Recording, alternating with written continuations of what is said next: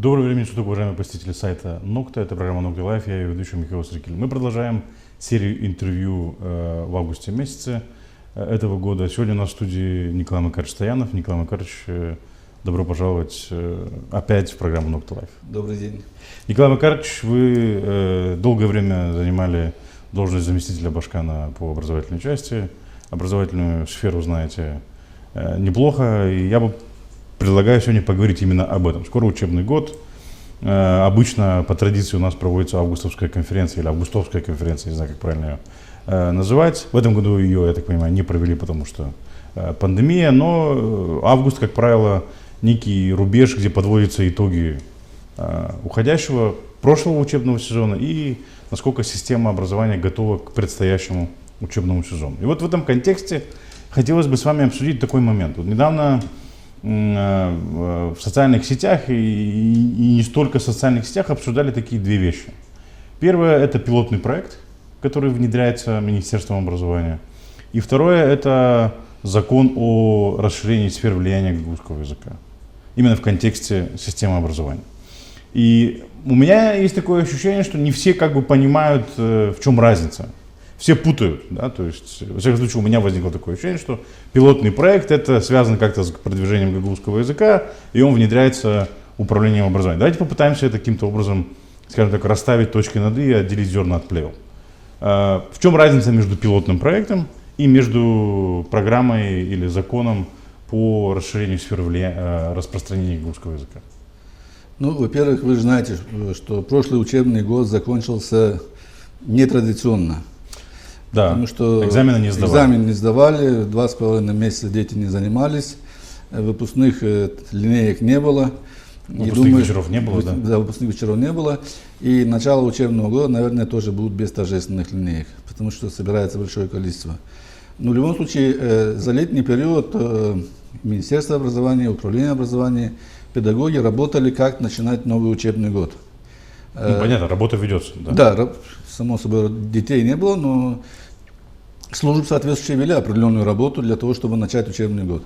Министерство образования вышло с предложением выбрать, чтобы педагогические коллективы вместе с родителями выбрали из 7 проектов один из вариантов, с которым будут начинать учебный год тот или иное учебное заведение. Но это что связано с тем, как будут преподавать в школах, я так понимаю? Да. То есть в каком режиме будет работать школа? Да, но это не значит, что педагогические коллективы могли предложить свой вариант. Что и сделали ряд педагогических коллективов в Республике Молдова. Они выбрали свой вариант, который отличается от 7 вариантов. Или комбинированные варианты сделали. Если говорить о Гагаузии, то тут есть несколько вопросов, которые как бы исключая, допустим, всю республику в целом. Это пилотный проект, который предлагается внедрять для школ с русским языком обучения для гагаузской, болгарской и украинской национальности. Что означает этот пилотный проект? Это означает сокращение количества часов по одним дисциплинам и объединение определенных предметов. И пилотный проект это не значит, что он будет постоянно этот учебный план действовать. Если он будет апробирован и пойдет нормально, то его могут узаконить как учебный план в следующие годы. Поэтому называется он пилотный проект. Но этот пилотный проект, насколько я знаю, выбрали 20 школ по Гагаузии. Да, по информации 20 школ выбрали. Что это означает? Это означает, что сокращается количество часов русского языка на один час. Объединяется дисциплина истории, культуры, традиции, обычаи, в частности, гагаузского народа или болгарского народа. Вот этот предмет уходит на уроки гагаузского языка и литературы. Ну, то есть его нету, вот у меня есть его нету выдержка, его в плане нету. Его в плане нету. То есть остается только 3 часа в 10 классе, 4 часа в неделю, по-моему, я так понимаю, остается гагаузского языка, и в 11 классе остается 3 часа. Да, и еще один вариант в пилотном проекте, что после окончания 12 класса те школы, которые выбрали пилотный проект, дается право детям определить, какой выпускной экзамен они будут сдавать. Или это будет русский язык, или это будет гагаузский язык. До сегодняшнего дня они сдавали и русский язык, и гагаузский язык. Ну, то есть фактически получается, что этот пилотный проект, он каким-то образом бьет, ну, если так можно выразиться, по гагаузскому языку. Да, потому что, возьмем самого себя. Я являюсь учеником лицейских классов, я знаю, что после окончания 12 класса я экзамен по гагаузскому языку сдавать не буду. Мое отношение к этому предмету будет соответственное. Что мне нужно набрать достаточное количество баллов по тем дисциплинам, по которым будет БАК. Гагаузского языка не будет, поэтому поставят там какую-то оценочку, и все. То есть это понижение уровня гагаузского языка.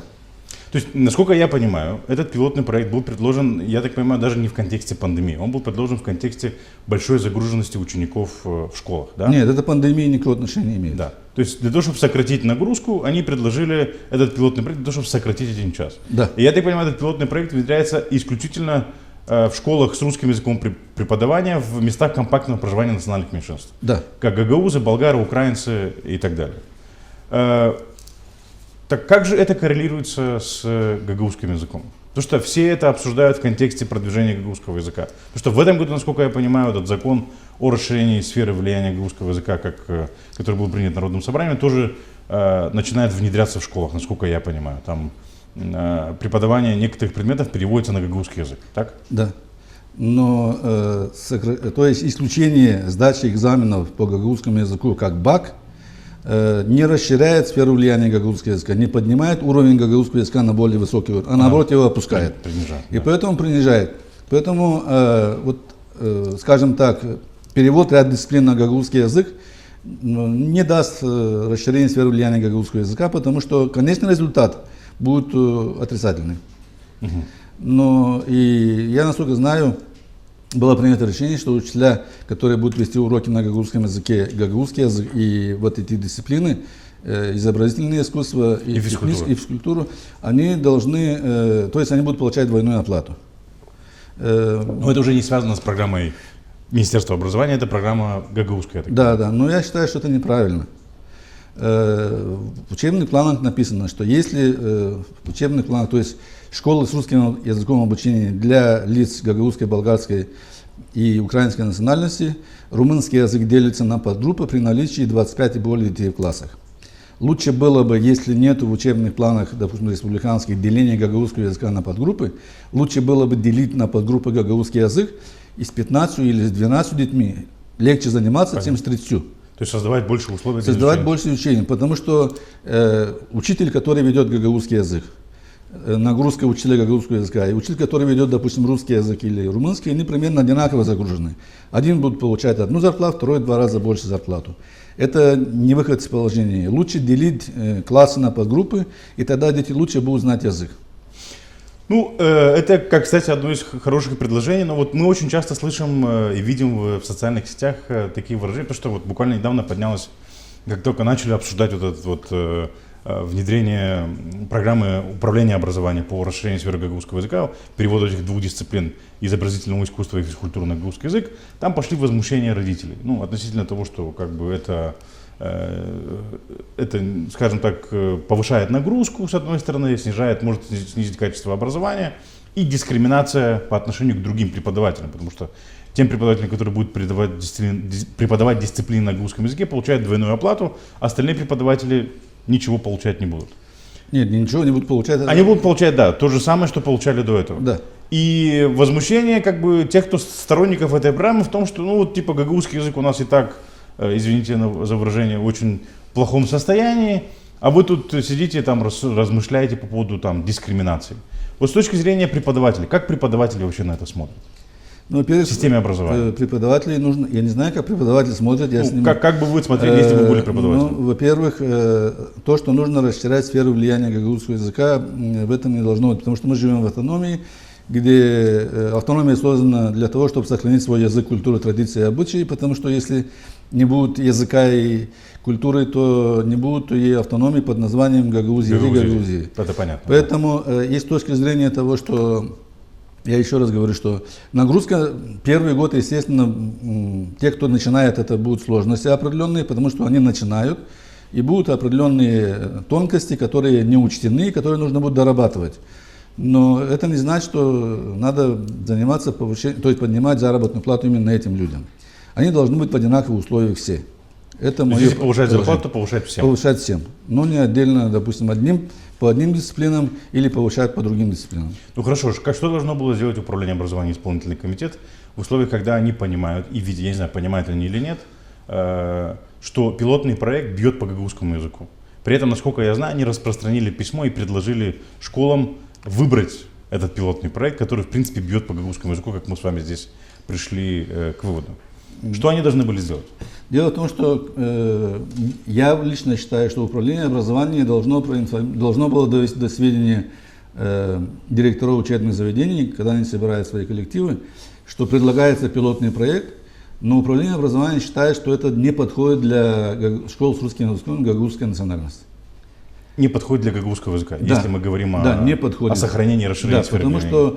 что история, традиции и культура гагаузского народа, где гагаузы по национальности будут изучать эту историю, традиции и культуру, кроме как в школе.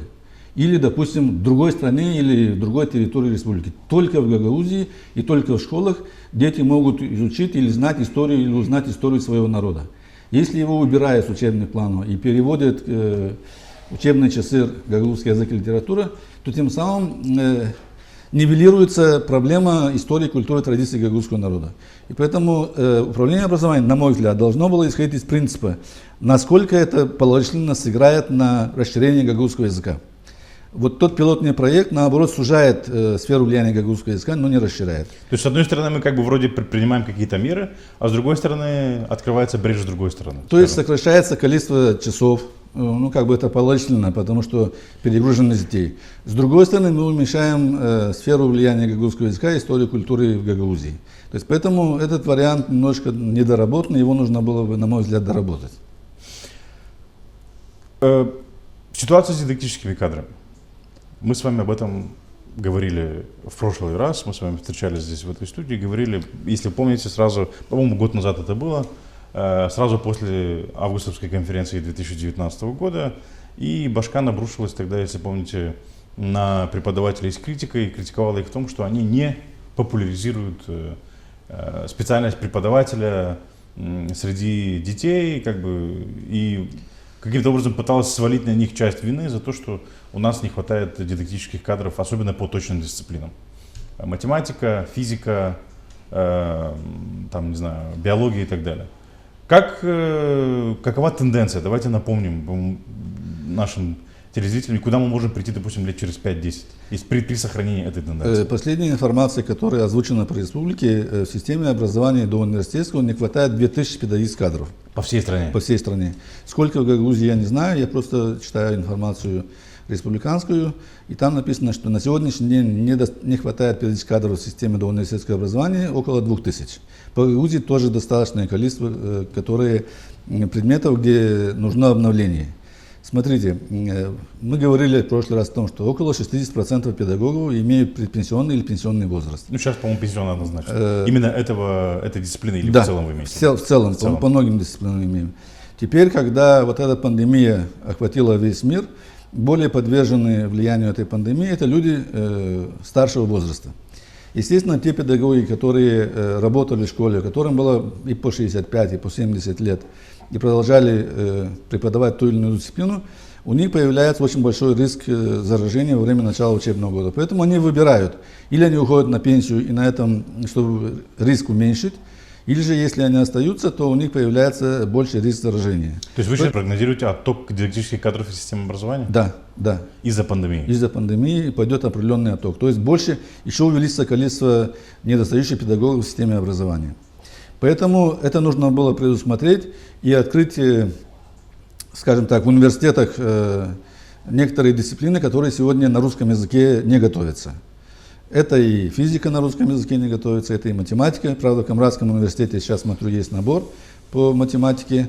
Это и по биологии не готовится на русском языке. То есть должны открываться группы в университетах, которые будут готовить специалистов по точным дисциплинам, и потому что другого варианта нету. Другой страны, где могли бы готовить для наших учебных заведений этих педагогов, нет.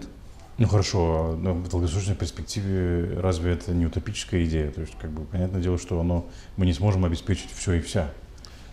Есть какой-то другой вариант, не знаю, перевод на другой язык обучения, допустим, на котором больше преподавателей готовятся. На румынский, допустим, тот же. Потому что я смотрю, сейчас румынский лицей расширяется, камрадский. Ну, во-первых, это решение родителей, на каком языке обучать своих детей. Ну понятно, но государство должно предоставить возможность. Нет, Государство представляет возможность. Есть учебные планы для обучения детей молдаван в молдавской школе.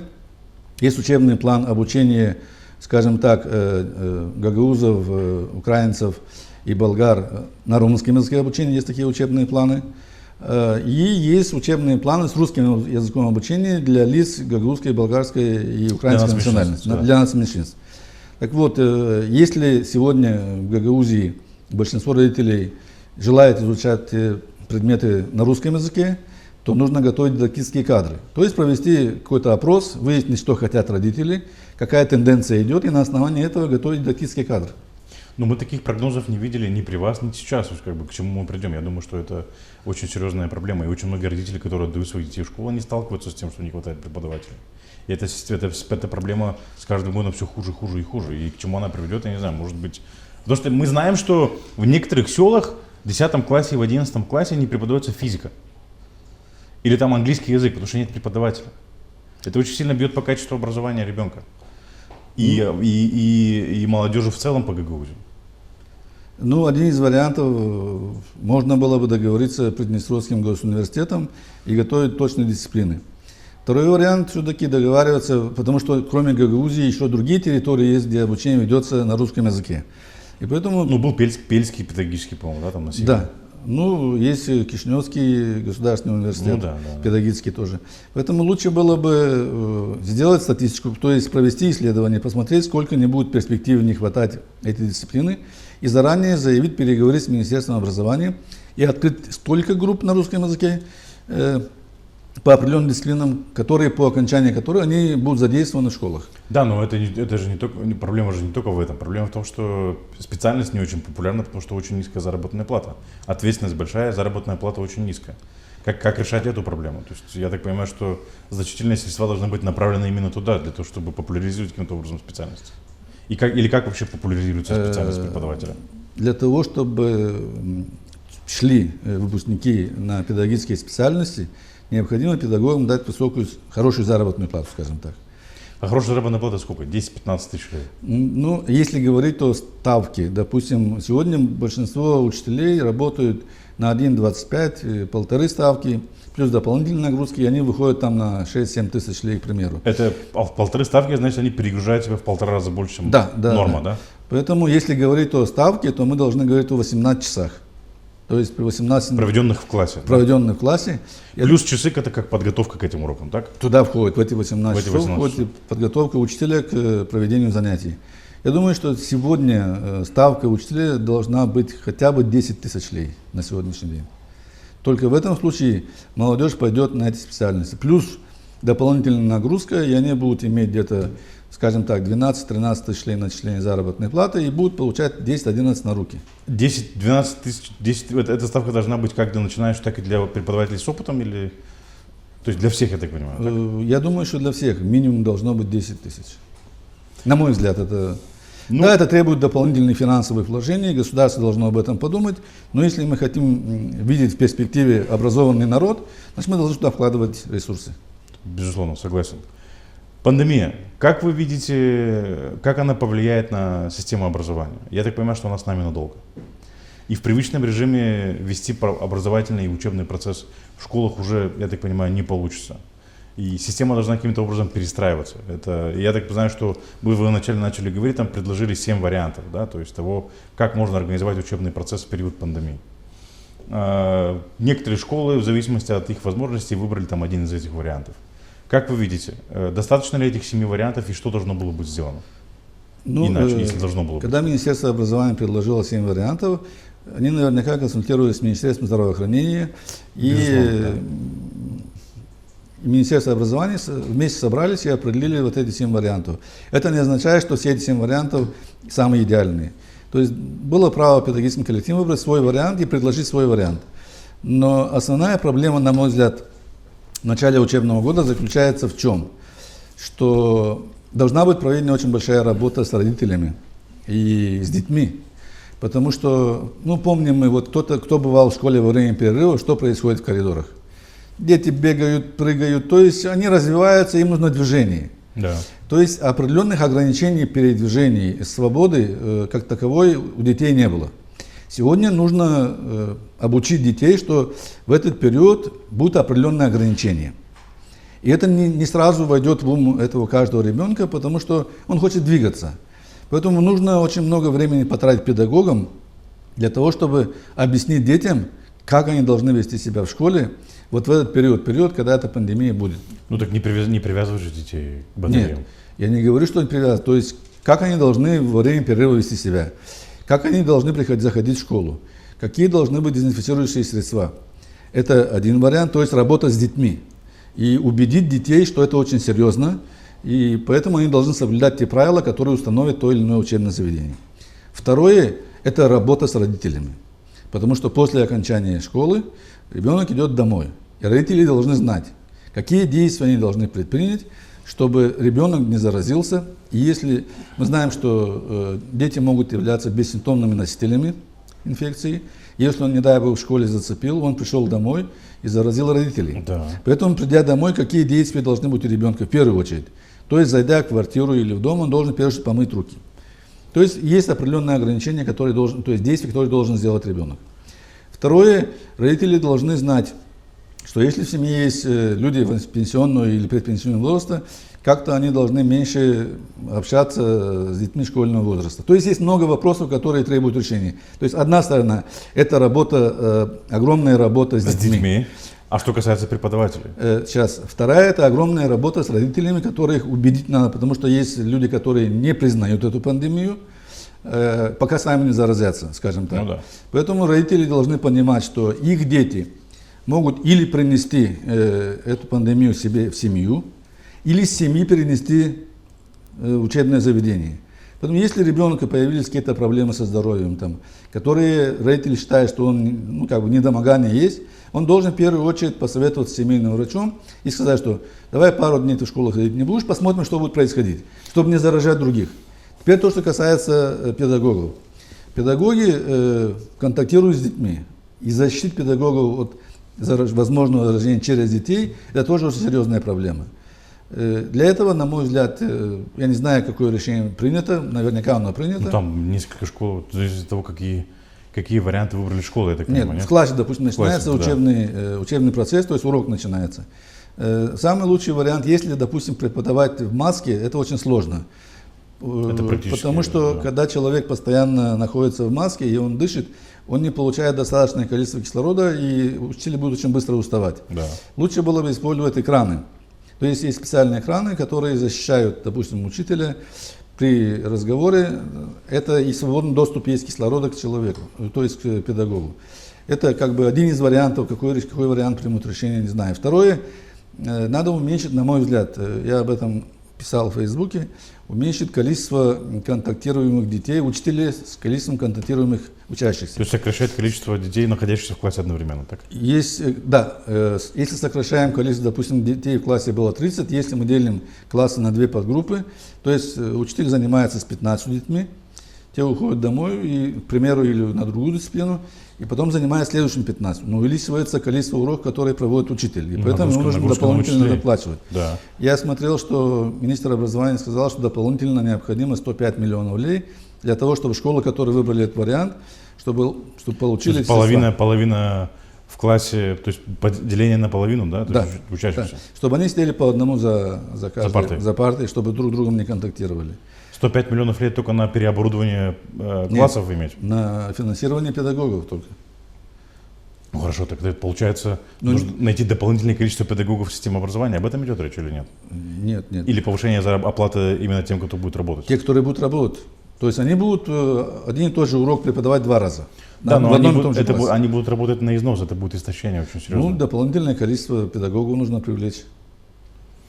То есть это один из вариантов решения проблемы. Второй вариант решения проблемы, я тоже говорил, что для того, чтобы меньше было контакта педагога с большим количеством учащихся, в один день проводить не 5 разных уроков, допустим, или 6, если 6, а проводить 2 дисциплины, к примеру.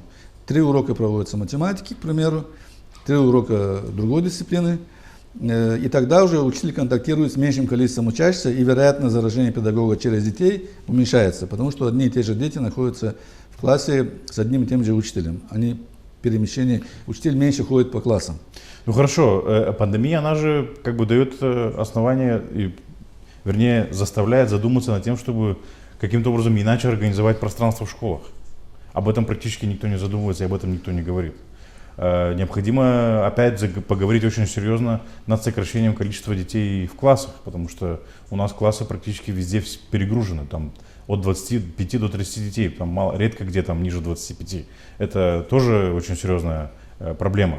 С этим что можно придумать?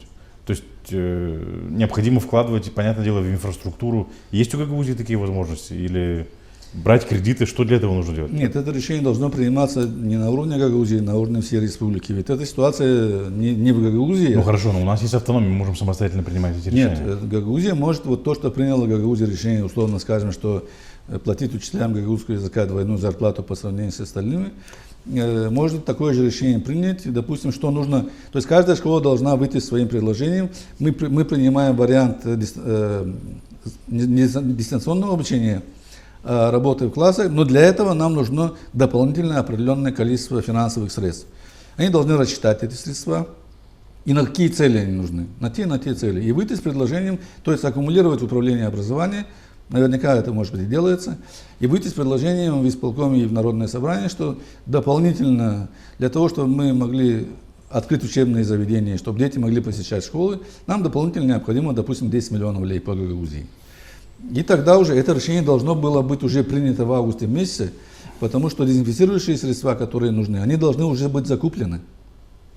Я понимаю, но опять же, это не решает проблему. Загруженность классов остается. Огромное количество детей сейчас придут в школу. Я не знаю, какой вариант выбрали те или иные школы.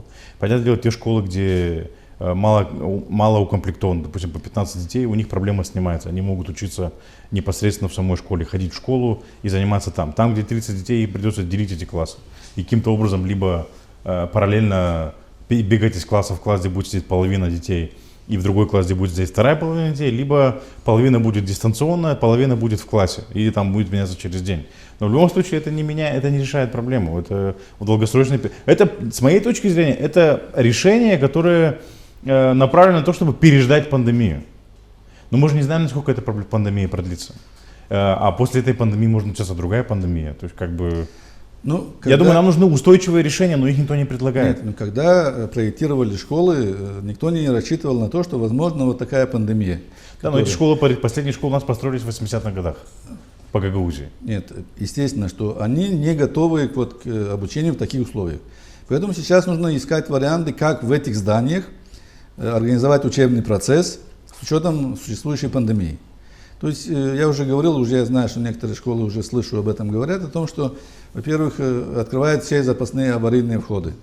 С таким расчетом, чтобы дети меньше друг с другом контактировали. Но эти здания, которые у нас сейчас есть, они используются, по-моему, только на 50% максимум. Потому что количество детей-то уменьшалось. В вашей школе, когда вы были директором, там 1500 детей училось. Сейчас максимум на сколько? 500. Нет, в 3 раза меньше. В сельской местности, в школах сельской местности это легче сделать, потому что количество детей в селах резко уменьшилось, и они могут организовать посещение с разных входов, чтобы они меньше контактировали друг с другом. Они могут обеспечить по 10 человек в классе? Да, то есть есть здания и ресурсы позволяют это сделать. Труднее в городах. Потому что но в селах проблемы с учителями, где найти учителей? Отток населения сельской местности идет в города, в райцентры. Камрадша, Дарлунга и Вулканешты. И там школы достаточно загруженные. Вот там проблема есть. И поэтому там нужно, чтобы каждый руководитель учебного заведения вместе с педагогами, вместе с родителями должны найти выход из этого положения. Еще один вопрос — это финансирование. Вот сейчас, насколько я знаю, некоторым преподавателям за то, что они работали дома в период пандемии, им там, по-моему, на 25% сократили заработную плату. Я могу ошибаться, не знаю, слышали вы что-то об этом или нет. То есть, с одной стороны, мы говорим, что в период пандемии нужно каким-то образом выделять дополнительные средства, но тут мы слышим о таких мерах, как, не знаю, там, сокращение заработной платы. Как должен стимулироваться труд преподавателя в период пандемии? Ну, во-первых, я не слышал из официальных источников, как республиканцев, так и Гагаузии, о том, что учителя, которые были тарифицированы на определенное количество часов, что у них урезали. Может быть, это и есть, но я не владею этой информацией. Но если действительно урезали, то это неправильно. Это корень неправильно. Не виноваты педагоги в том, что эта пандемия появилась в этом мире, поэтому они работали с детьми, они готовились, дистанционное обучение намного сложнее, чем работать в классе. И То поэтому, есть вы считаете, что оно должно быть дополнительно оплачиваться, так? да, потому что Потому что преподавателю приходится... дистанционно работать с 30 детьми, когда на экране 30 детей, надо видеть каждого ребенка и в классе видеть ребенка, две разные вещи. Поэтому если где-то это было, то это я считаю, что неправильно. Но я нигде, в прессе, во всяком случае, я не слышал о том, что на 25% сократили их ставки. Ну, якобы потому что занимались, опять же, да, то есть как бы тут от управления образования невозможно получить, но опять же слухи были о том, что сократили в некоторых местах, потому что якобы занимаются дома. Но опять же, дома преподаватели работают насколько больше, чем они работают в классе. В классе пришел, отчитал, ушел домой, а тут практически целый день ты на связи со своими учениками, кто-то там по вайберу отправляет тебе что-то, кто-то там с тобой связывается фактически там до 9-10 часов ночи. Не, нагрузка и на дистанционное обучение дает очень большую нагрузку и на педагогов, и на родителей. На обоих дает. То есть на всех? На всех дает. Другое дело, что родители бесплатно как бы сидят с ребенком, а педагог... Да, и родители отрываются от работы, родители не могут посещать работу и зарабатывать деньги, и в этом очень серьезная проблема. Дистанционное обучение, оно как бы направлено на то, чтобы вот этот период, чтобы как-то дети что-то получали, какие-то знания, но в перспективе дистанционное обучение никакого положительного эффекта не даст. Я могу еще предположить, что дистанционное обучение в вузах еще может быть там так называемая очно-заочная форма. Дистанционная — это заочная форма, допустим, контакту. Очная — это когда они посещают лекции, залы. Ну, то есть в идеале, как эту проблему можно было бы решить? Опять же, мое видение, это сократить количество детей в классах и увеличить количество педагогов. На сегодняшний день, если мы будем жить с этой пандемией, а медики говорят, что это надолго, то есть сегодня нужно думать о том, чтобы сократить количество детей в классах, увеличить количество педагогов и тем самым проводить занятия стационарно, то есть в учебных заведениях, но не дистанционно.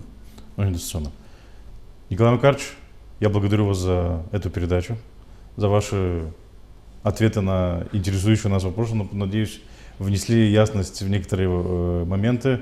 Благодарим вас за то, что вы были с нами. Оставайтесь на сайте Нокта, посещайте сайт Нокта, и вы будете в курсе всего, что происходит в Гагаузии и в Республике Молдова.